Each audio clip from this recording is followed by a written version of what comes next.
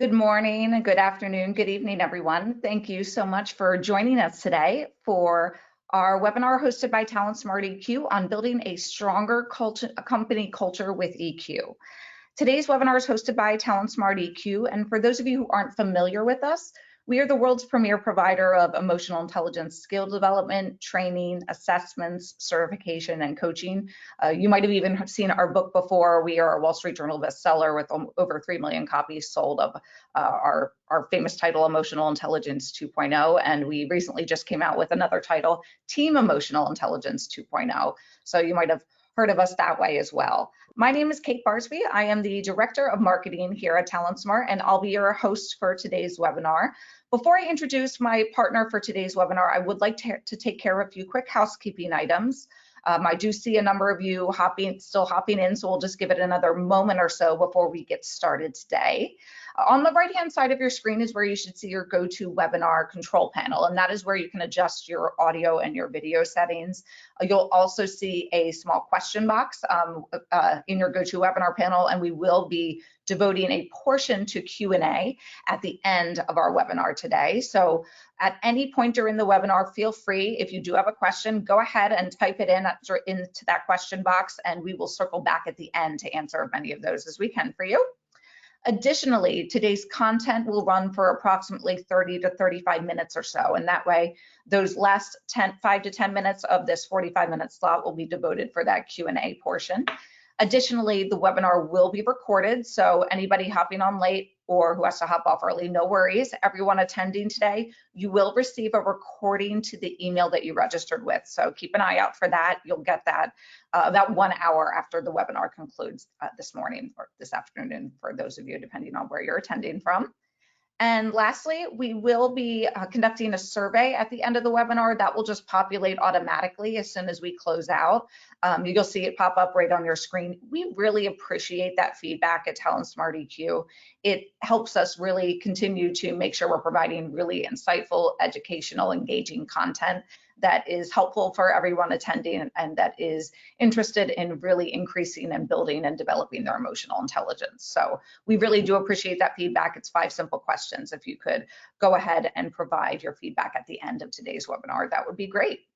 So without further ado, I would love to go ahead and get started and introduce my partner for today's webinar. Our discussion will be hosted by Talent Smart's Executive Vice President of Applied Research, Dr. Maggie Sass. Maggie and I are actually both joining you from beautiful sunny San Diego, Talent Smart headquarters.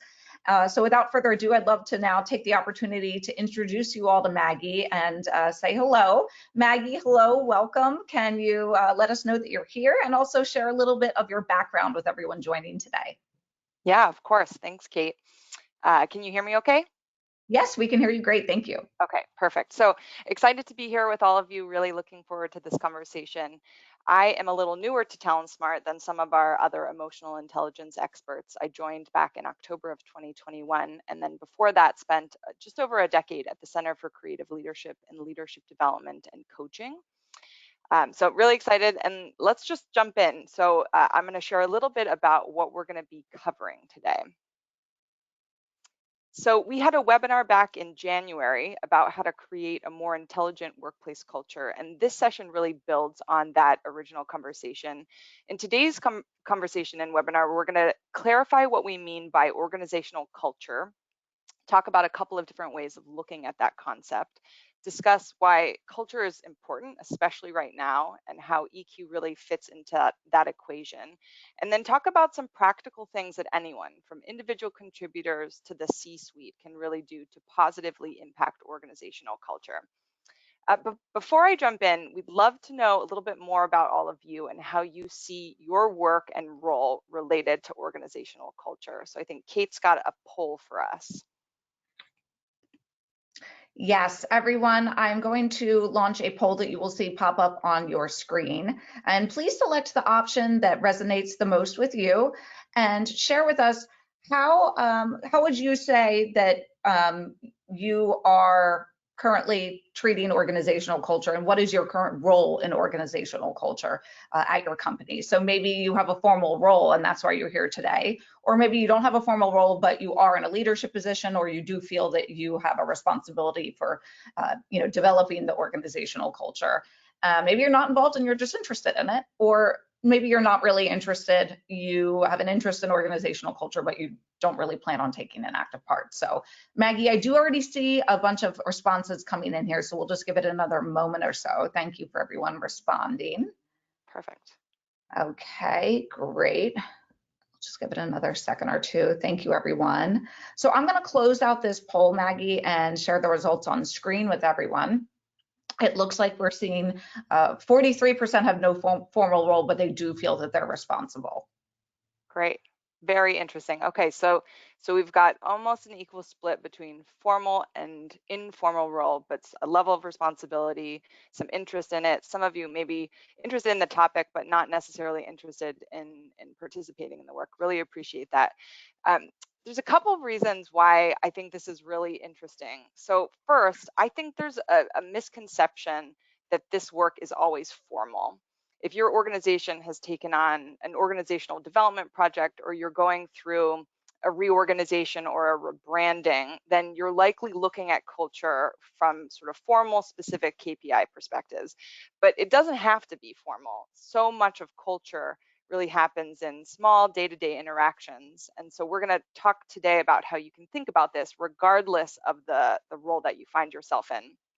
And secondly, culture belongs to everybody. So technically, managers, senior leaders, C-suite are responsible for helping to architect culture, but everyone really plays a role in building the reality of that culture. And so I'm always curious about what makes someone feel that responsibility, be it a formal leadership role or something else.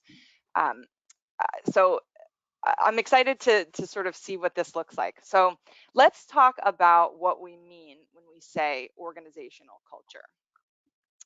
So organizational culture is about how we do things. It's about how we behave as groups, departments, how we make decisions, our rewards and recognition systems, and that can be from policies to how we talk about those policies. It's also about how leadership treats people. It's about how we celebrate wins or handle losses or setbacks. It's really about how we communicate and how we work together. A couple of weeks ago, I saw a post on social media where somebody said that culture is how employees feel about going to work on Sunday night. And I love that way of describing it, because it gets at the visceral feeling of culture, because it's both the tangible and the intangible things. And sort of culture is the reality of how we actually get work done. I'm curious what any of you would add to that description. When you think about what organizational culture is, what does that mean to you? And you can go ahead and drop that into the chat. Here's a different, maybe slightly different way of looking at culture. So in this framework, the artifacts are what are most visible. So if we think about the metaphor of an iceberg, this is what is above the surface. This is what you would see. And pre-pandemic, this was a lot about physical things, right? About our buildings, how they were designed, what was on our walls, the hall of past presidents, or the awards wall, or what people put up in their cubicles or offices. Artifacts can also include things like your employee handbook and the HR policies and how things should work. It includes our history, so what's been written about us as a company, what we write about each other, ourselves, our stock price, what's worked, what hasn't worked, and how that gets translated into mindsets and behavior in individuals and teams and departments and functions, right? As I mentioned before, this is how we behave, both as individuals and as groups, right? So that's that first big category. Right underneath that are the values. So in many organizations, we have our values somewhere. Some companies have them on the website, some have them in the lobby of the headquarters. I've worked with companies where they're on these beautiful plaques somewhere, very visible. These are the things that we say we value, right? And in 2022, values matter a lot to some employees. There's a lot written, especially about newer generations, about the extent to which values play a huge role in taking jobs and making decisions about where they work. Okay. And then right underneath values are the assumptions and the beliefs that we have that drive those values and subsequent behaviors. So this is sort of a way of thinking about what's most visible to maybe what's least visible. Peter Drucker, famous management consultant, said that that culture eats strategy for breakfast, right? And so if we think about what that really means, all the planning in the world around process and structure and systems, technology, and even strategy won't matter if you don't really understand and sort of respond to the human factors. So getting organizational culture right means that you can do a number of really important things. It means that you can manage change, right? So even those with an insatiable appetite for change have really been put to the test over the last few years. I'm a really good example. Anytime I take an assessment about change, I always sit on sort of I love change almost for change's sake, but over the last couple of years, I'm sort of over it. I'm sort of over change. And part of the current issue is that there are just so many changes that just keeping up with the learning required and keeping it all straight and sort of understanding how it impacts process and standards and knowing who to go to for what, people are just really burned out. People are tired. They want to get back to a place where there's discipline and sort of a clear understanding of how to be successful. And if you're in a culture that understands all that, sort of supports the learning curves, blocks and tackles for you in the right way, celebrates loudly when things go well, that really matters, right?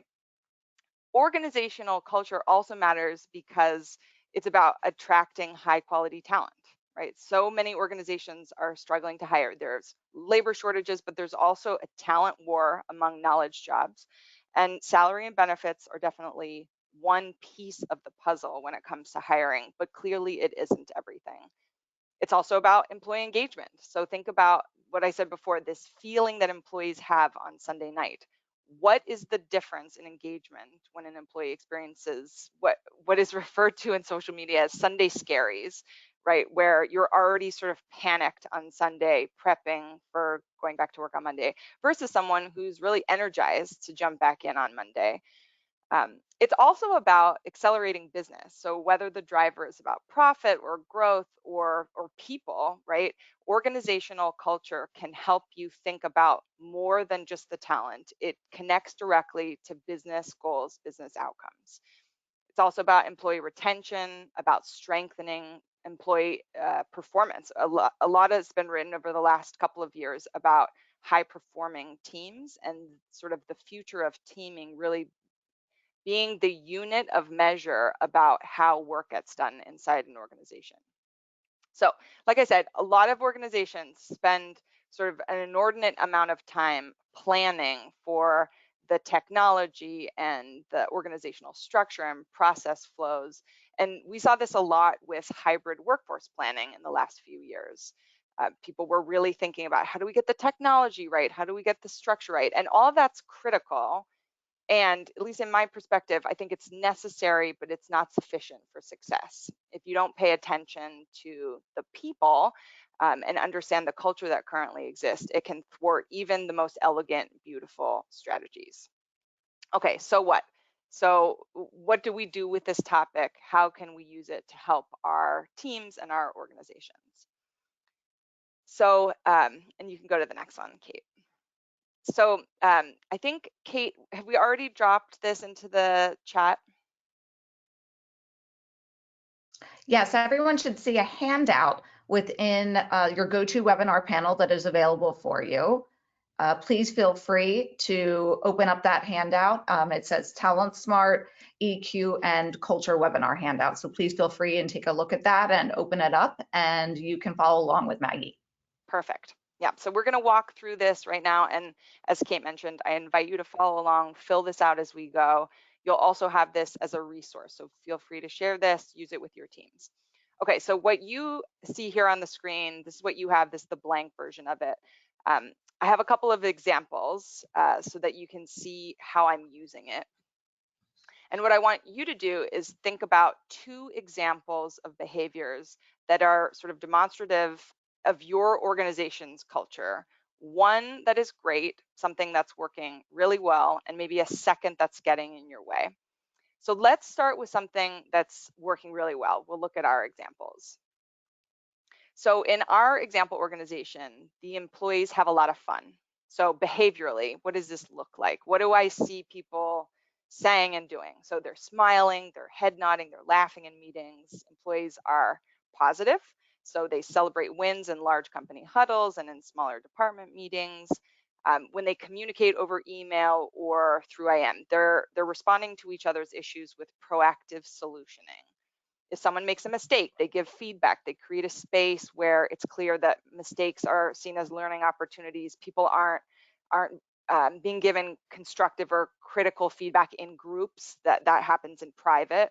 Okay, so that's an example of behavior. It's anything that you could capture if you were walking around this space or on Zoom with these people with a video recorder, right? It's what you could record, what people are doing and saying.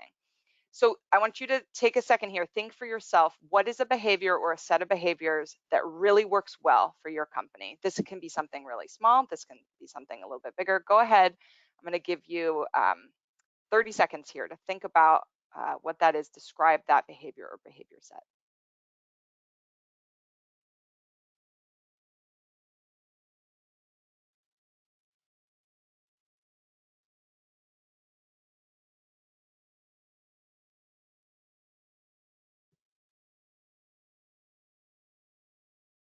So what is a behavior that's working really well?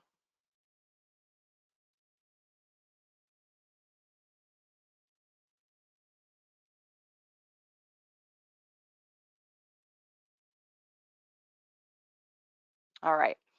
So now in your own example, I want you to think about the values driving that behavior. So in our example, this organization values fun and the importance of humor.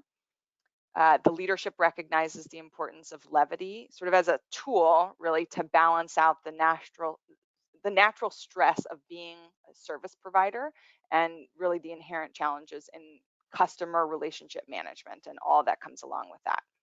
Okay. Again, take 15 seconds. What is the value that drove the behavior that you just wrote down? What does your company value and how does that get translated in that behavior?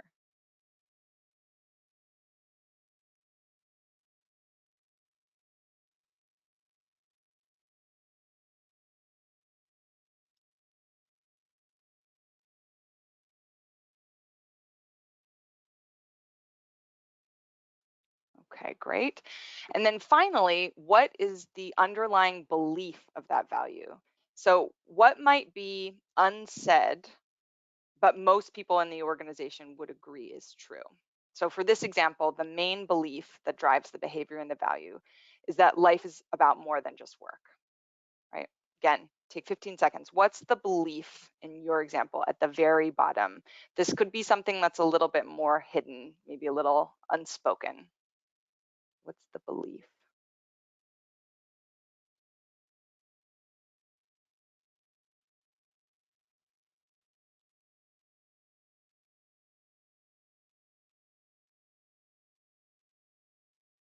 Okay, great. All right, so now I want you to go ahead and let's take 90 seconds to fill out the right-hand side as well. For something that isn't going well, what is the behavior or set of behaviors? And then do what we just did, right? What's the value that lives right underneath that?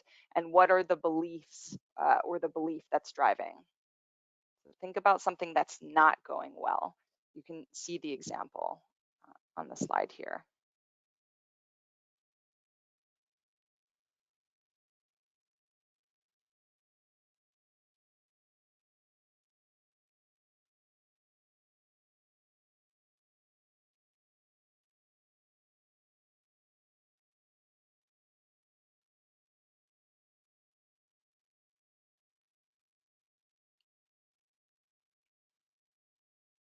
Just take about 1 more minute. So we want you to have 2 examples, one of what's working really well and one of something that's maybe getting in your way, what's not working as well.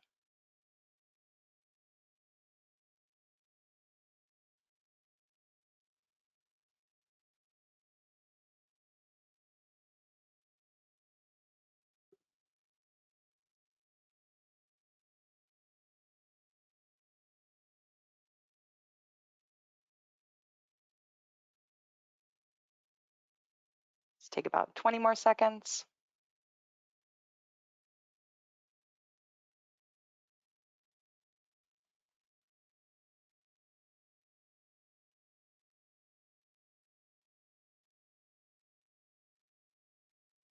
Okay, great. So now that we've got that started, let's talk about how emotional intelligence fits in. If you've been to one of our webinars in the past, you know that we use this framework to talk about emotional intelligence, or EQ. They're a little bit different, but we're going to use them interchangeably today. But broadly, emotional intelligence is your ability to recognize and understand emotions, and is your skill at using that awareness to manage yourself and the relationships you have with other people. And that breaks down into 4 sort of differentiated skill sets: self-awareness and self-management, and social awareness and relationship management. Essentially, emotional intelligence is a set of tools that can help you address pain points or challenges, or provide opportunities to leverage something that's going really well, which is why we have you look at something that's going well and maybe something that's not. Because I think sometimes we tend to focus on the things that are really not going well. And I think it can be helpful to think about those things that are already really great, that you can leverage to help you with things that maybe aren't working in the same way. So let's go back to our culture example and see how we might apply EQ. So if we take our positive example, and Kate, if you can move to the next slide. So this is a culture that likes to laugh and have fun, right? One self-awareness strategy that could be useful is not to be fooled by a good mood. So I'm not sure about all of you, but if I am in a good mood, my decision making gets impacted. My belief in what's possible in 24 hours gets mildly warped, and I'm more likely to sort of overlook small things that could get in my way. So this strategy is really about grounding yourself in such a way that you're dreaming big, but you're also dreaming smart. And then a second strategy that comes from social awareness, and you can go to the next slide here, Kate. So the second strategy is especially, oh no, go back, sorry. Yeah, perfect. So especially for those of you who manage and lead teams, sort of understanding the power of moods is paramount. There's been a lot written about the danger of emotional contagion if you have a leader that has a sort of particular penchant for bad moods, because moods can spread like viruses. So you want to be intentional about the mood that you're projecting. With a culture that likes to have fun, it might sound a little counterintuitive, but it's actually important to be sensitive to moments when levity isn't what's needed to be prioritized. So maybe an employee is going through a personal challenge, or the team is reviewing subpar quarterly results. You want to be sure that you're calibrating to meet people where they are, so that your intention doesn't get misinterpreted. All right, so let's take a look at our negative example. So we didn't talk about this, but you'll see here on the slide, here we sort of have a culture where there seems to be a correlation between how much money you bring into the organization and how much trouble the systems and the people allow you to cause. So for this, one self-management strategy might be to separate your emotions from your reason or your rational perspective. So take a piece of paper, and on one side list what are your emotions telling you to do, and on the other list what are your reasons saying. And your list might help clarify sort of the nuances of behavior and values and beliefs to shed some light on some new things to try to be more aligned, because in this example, what's espoused and what's actually lived might be a bit different. A second strategy comes from relationship management, and that's to not avoid the inevitable. So many times, negative parts of our culture become gossip. They become the folklore of our organization, the stories that we tell about that department or that person. And we talk about people behind their backs, and we complain about them to friends and family. think about what might happen if you talk to them. I know VitalSource did some research a while back that showed that one ignored conversation is worth about $8,500 and 8 days in lost productivity. And that sounds crazy until you think about it like this. How much time are you spending thinking about it, talking about it with other people, complaining about it, ruminating, venting, right? So if you actually just talk to them, if you confront the person, talk about the behavior you dislike with someone with formal influence and power that could actually help do something about it, what could be possible? What I remind all of you is that the human side of organizational life is complicated, it's nuanced, it's always changing. And so one helpful mindset is to think of everything like a pilot. I say this inside at TalentSmart all the time. I'm sure people are very annoyed by it at this point, but do a micro experiment. Try a strategy, see how it goes, measure the outcome. If you don't move the needle the way you want, try something else, right? Culture is made up of, like we've said, these small moments that are happening sort of every moment between people. But culture is also a history. It's a collection of hundreds of thousands of those moments. And that can be very hard to change, especially because values and beliefs run deep and oftentimes they're hidden to us. So just a reminder. All right, so on the second page of that handout that you have, you'll see that we've provided 3 strategies for each of the 4 skills. So what I want you to do is take a minute right now, look through these, and I want you to pick a strategy or strategies that you're going to try for your examples. What might your micro experiments be? So go ahead, take 30 seconds, look through this list, see if there are any that pop out to you that you could try for your examples.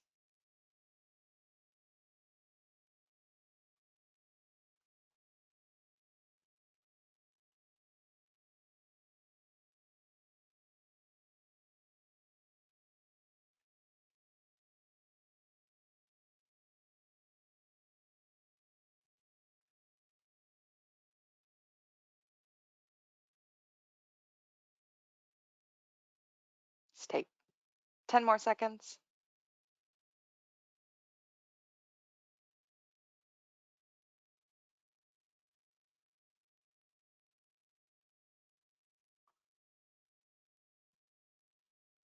All right, perfect. So I would love to know if any of you are brave. Go ahead and drop into the chat which strategy you're going to try, whether it's for your positive or maybe less positive example. The other thing to just remind you is you can find over 100 additional emotional intelligence strategies in our books, the 2 that Kate mentioned at the top of this webinar, Emotional Intelligence 2.0 and Team Emotional Intelligence 2.0. So feel free to check those out as well.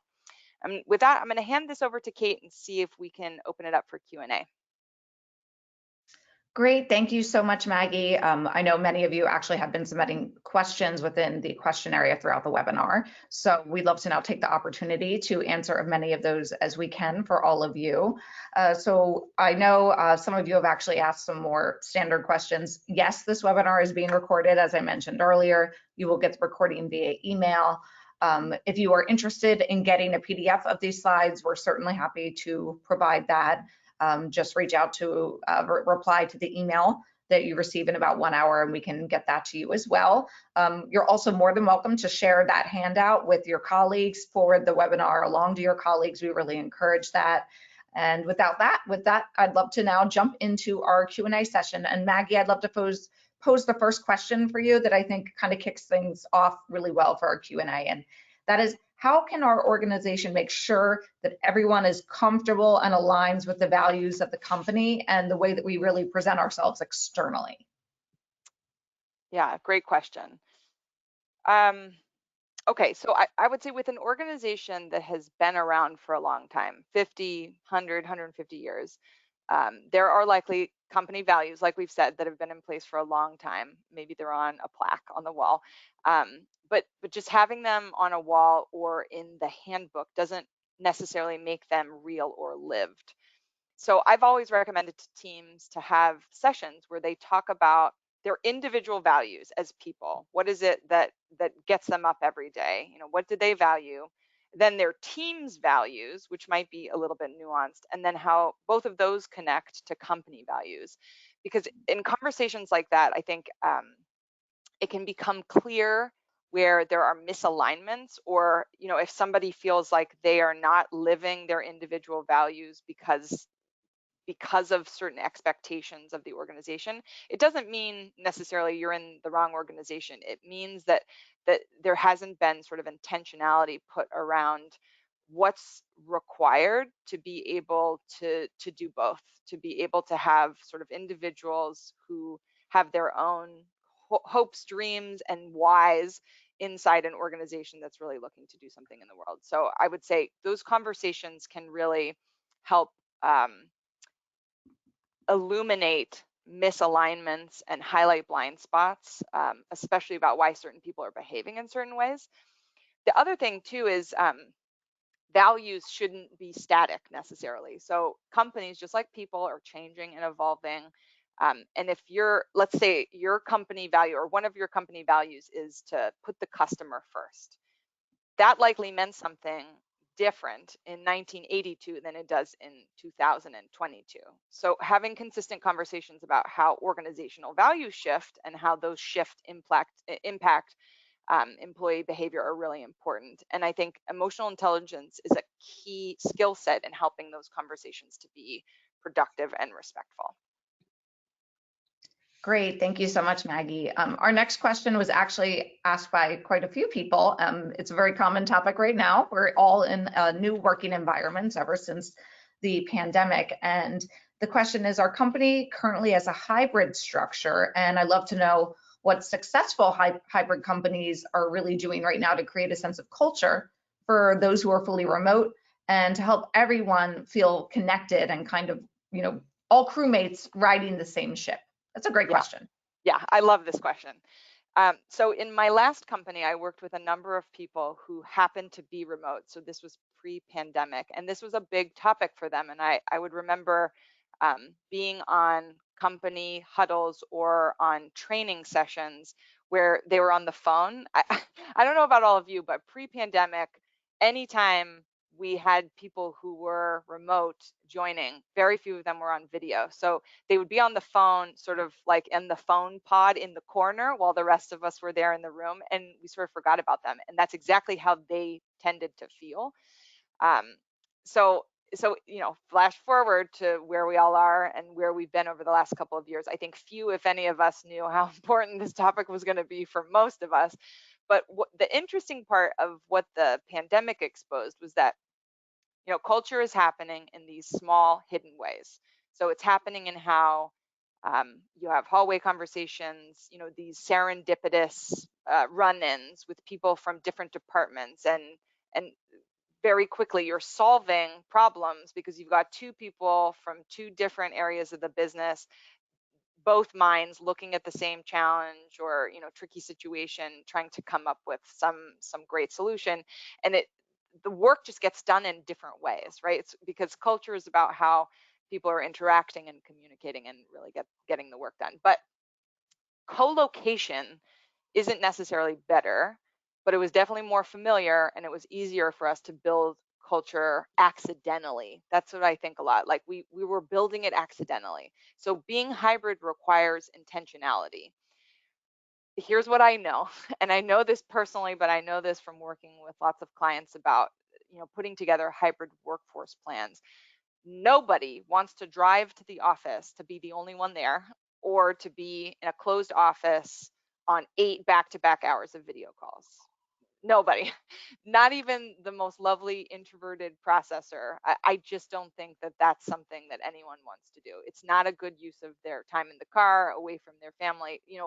What the pandemic did for a lot of us was created sort of an interesting work-life integration that in many ways works in a new and different way. And so what employers and employees are trying to do is maximize the benefit of both and figure out what that looks like. So I think for a company to be successful in building a hybrid culture, you need to balance individual and group needs, which is 100% a polarity. You're never going to make everybody happy. Leaders need to be intentional about how they think about building culture in their teams. So that's about one-on-ones, that's about group meetings. How do you create and hold space for culture to really be built? It is on very few job descriptions. I've looked at many job descriptions of the C-suite, and very infrequently is there a detailed section that calls out that you are the culture architect, that you are building that. But that is absolutely the responsibility of people who create spaces for people to get work done. And so how are you doing that? What does that look like? And what do you have to be paying attention to? What type of metrics matter in a space where some people come in, some people don't? How do you do that intentionally, right? And then employees need to be engaged as well. It's not just the responsibility of other people, which is why I was really interested in sort of the extent to which some of you felt a certain level of responsibility, because I think that's what good companies are doing. Good companies are engendering and building, architecting cultures where people who are not in formal roles, who aren't necessarily in positions of power or influence, where that is part of the expectation, where they do feel responsible, where they are as engaged as they could be in it because it matters to them. They're thinking about taking care of themselves and taking care of other people as well. But I would say when it really comes down to it, the number one most important thing is to be intentional. That's the key with hybrid. Got it. Thanks, Maggie. Another thing that's interesting about culture is actually changing the culture. And that was a question that we received from somebody, was what is the best way to do this? What if upper leadership doesn't really set an example of what the company culture is? How do you go about changing that? Yeah, this is a great question. We could spend 5 days here and we still probably wouldn't have gotten there. But yeah, culture change is very hard. There's this great comic where the top image says, "Who wants change?" and everyone in the audience has their hand up, right? Because yeah, everybody, we all want change. I want you to change. I want my organization to change. And the bottom graphic is, "Who wants to change?" and no one has their hand up, because just think about how hard it is to change your own behaviors. If you've ever tried to learn a new instrument or sport or spot a bad habit and sort of tweak that, right? Now think of that at scale inside an organization, right? And all the complexity of sort of the interdependence of all of those people with their own sort of mindsets and ideas about what a culture should be or what their culture should be. But if you want to get down um, to values and beliefs, it can be easier to change the behavior because you can get at the why. And we've talked about this a little bit, but the why of the company, understanding the why of individuals and how that connects back to what they're doing. Um, I did some work a decade ago with a health system, and as part of that work, we were walking around and talking to different employees about what they did. You know, as part of the discovery process, and we talked to the janitor whose job it was to clean the floors. You know, inside this health system, so in the cafeteria and patient rooms, and we said, you know, what do you do here? And this guy said, me and the docs, we save lives. And that has stuck with me for a decade because I just thought that guy is really clear on his why, the way that he thinks about his job. And in some ways at the very bottom of that organization, like he is cleaning the floors, right? But he thinks about the impact that that has on the staff, on the physicians, on the nurses, you know, the medical staff, the administrative staff, the patients, the families. He thinks about how that connects back to why that organization exists in the world and how it connects, right? Now that's a very extreme example, but I think the companies that are succeeding with culture help people do that. They create spaces and they create ways for people to understand how things connect. So, and this is harder, right? If upper leadership or senior management is not a great example, right? But if they're not a great example, it's more challenging, but it's not impossible. So, and the other thing to think of too is if you're in a company, especially sort of a medium or large organization, you have more control over your subculture, right? So it's sort of like climate and microclimates, right? So I live in San Diego, Kate and I are in San Diego, but it could be it could be 100 degrees in East County and sort of overcast and misty in La Jolla by the coast, right? And that's separated by only 22 miles. The same is true about culture and subcultures. So you could have maybe a culture that is not great, that's not working for a lot of people, but metaphorically 22 miles away, you could have a department or a function that has a subculture that feels very different. I used to say to coaching clients, sometimes if you're having a very hard time in your organization, the only two things that matter are the experience you're having with your boss and the work you're doing. You can almost survive any storm, any organizational storm that's going on outside, as long as those two things are sort of working for you. Now, that's not always true, but in this case, it was for this individual. But your department or team can sort of own how you think, how you behave about your values relative to your values and your beliefs, and you can make different choices than the average person inside sort of the bigger, broader culture that's not working as well. And I've seen that inside organizations. I've seen organizations transform because one group started doing things differently, and it took work and it took initiative and it took them doing it without knowing necessarily that things were going to get better. So I think it takes courage, and I think it takes resilience. So, you got to ask yourself, like, how am I doing this, and in what ways are these things sustainable for me, especially if it doesn't change. The other thing we've talked about too today is moods are contagious. So if your group creates a culture where people are excited to go to work on Sunday, that can spread. Great, thanks, Maggie. Another theme that I'm actually seeing as I go through our questions is values, and you spoke about values throughout the webinar. One of the questions submitted was, what's a true applicable way for a company to make sure that those values are really espoused and not just words that are on the company's website or hang on the walls as you go, through the building? How do you actually espouse those values? Yeah. It's a great question, and we talked about this a little bit with I think the first question, but talk about them, right? Talk about them. There I think is nothing worse than asking an employee, what are your values, and then having to pull them up on a website or open up their handbook.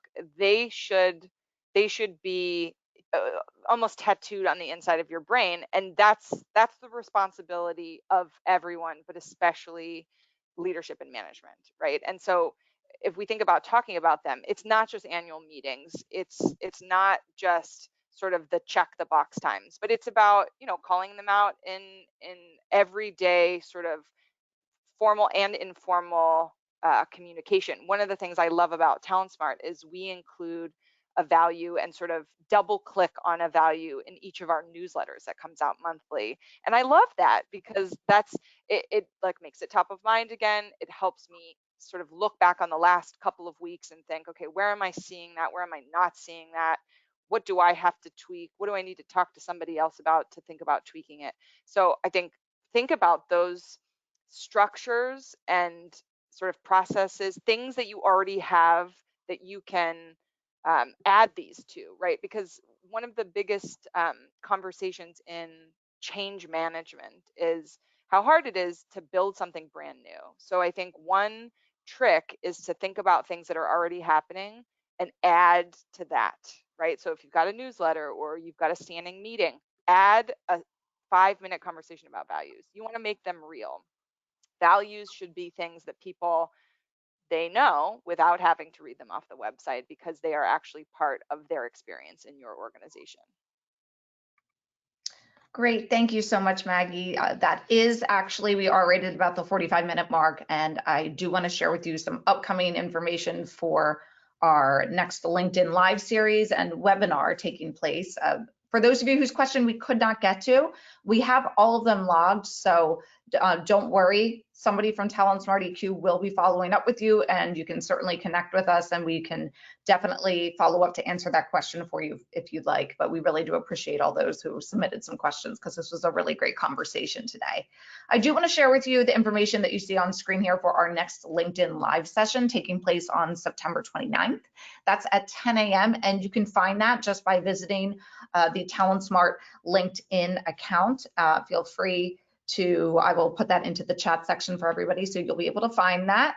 And that is on emotional intelligence for your everyday life, building an organizational culture around EQ. And we do have some great hosts and leaders taking part of that discussion. We'll have Talent Smart's EQ CEO, Howard Farfel, and Executive Vice President of Client Solutions, Taryn McKenzie, and also our EVP of Research, Maggie, who is our host today for the webinar. She'll be as a moderator for that LinkedIn Live session. So be sure to join us then and to visit us.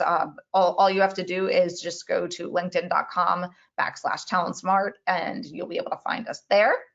Additionally, I do want to share our upcoming webinar with you that is taking place in October, and that is how to take your DE&I efforts further using emotional intelligence. And that will be happening on October 13th and will be taking place at 10 Pacific time with Josh Rosenthal, who is a director of training at Talent Smart EQ and also an expert in DE&I. And you can register for that webinar right by going to our website, talentsmarteq.com/webinars. And you can feel free to register for the upcoming webinar there, or also take a look at our webinar library, and you can find the recording of any of our previous webinars on there. We do have a really extensive library and have covered a number of great topics. So please definitely join us then in October.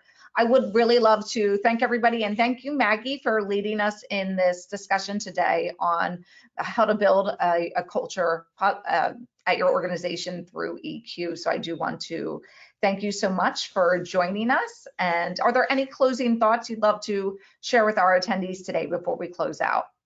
Yeah, I just wanted to say thank you for joining today, and don't give up. Remember, organizational change is hard, just like individual change. So treat everything like a micro experiment. Use that handout and really think about what are the things that you can control and influence.